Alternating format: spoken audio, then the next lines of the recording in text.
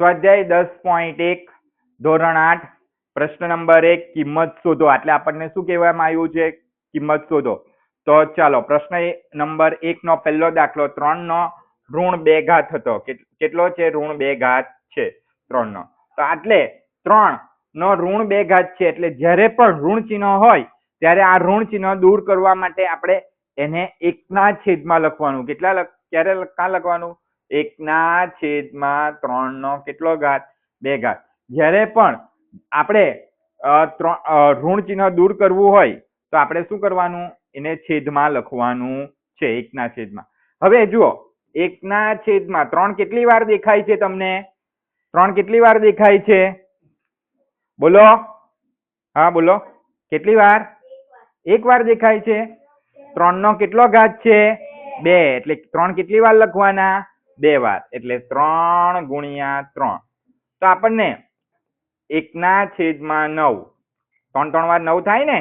જવાબ મળી ગયો. બરાબર, આ જવાબ આવી ગયો. ચલો, એ જ રીતે આપણે હંમેશા છેદમાં લખીએ ને ત્યારે ઘાતાંકનું જ ઋણ ચિહ્ન દૂર થાય. આધારનું ઋણ ચિહ્ન દૂર થશે નહીં.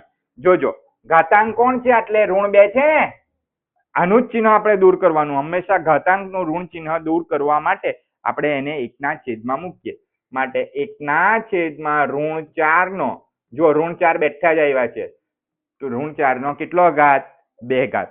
જો એટલે તમે જોઈ શકો છો બરાબર કે એટલે ઋણ 4 માં ઋણ ચિહ્ન દૂર થતું નથી. એટલે પણ ઋણ 4 કેટલી વાર છે? તો 2 વાર છે. ઋણ 4 નો 2 ઘાત એટલે ઋણ 4 ગુણ્યા ઋણ 4. ચાલો, 4 4 વાર કેટલા થાય? બોલો. 4 4 વાર કેટલા થાય? હા બોલો. 8 થશે. કેટલા થશે? 16 થશે. 4 4 વાર 16. વત્તા નથી કરવાના, ગુણાકાર કરવાનો છે. ગુણાકારનું ચિહ્ન જુઓ. બરાબર, એટલે ઓછાનું ચિહ્ન કેટલી વાર આવ્યું? એટલે જવાબ શું આવશે? વત્તા જ આવશે ને? એટલે આપણો જવાબ આવી ગયો. હવે આટલે જુઓ, 1 ના છેદમાં 2 આખાનો ઋણ 5 ઘાત છે. તો આપણે ઋણ 5 દૂર કરવાના છે કે નહીં? ઋણ 5 ની જગ્યાએ ધન 5 લાવવાના છે ને? એટલે 1 ના છેદમાં 2 આખાનો 5 ઘાત. બરાબર. ચાલો, તો આ 1 બેઠા. હવે આ 5 ઘાત બંનેને આપી દેવું. 1 ને પણ આપી દેવું ને 2 ને પણ આપી દેવું. જો આ 1 ના છેદમાં છે 1 નો 5 ઘાત ને 2 નો 5 ઘાત. તો આ છેદનો છેદ છે. છેદનો છેદ હંમેશા ક્યાં ચાલ્યો જાય? ઉપર, અંશમાં. ક્યાં ચાલ્યો જાય? અંશમાં. માટે 1 ગુણ્યા 2 નો કેટલો ઘાત આવશે? 5 ઘાત. બરાબર, છેદમાં 1 નો 5 ઘાત. 1. ચાલો, એટલે આ 1 હવે આપણે લખીએ નહીં, કેમ કે કોઈ પણ સંખ્યાનો 1 સાથે ગુણાકાર કરીએ તો તેની તે જ સંખ્યા મળે. પરંતુ એટલે 2 કેટલી વાર લખવા પડશે? 2 કેટલી વાર લખવા પડશે? બોલો. 5 વાર.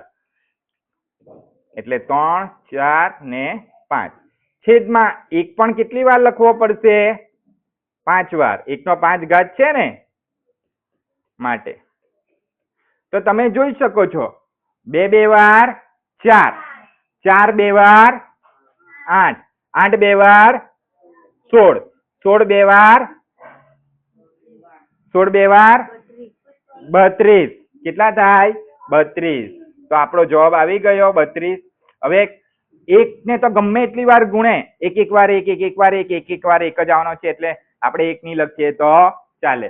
માટે આપણો જવાબ આવી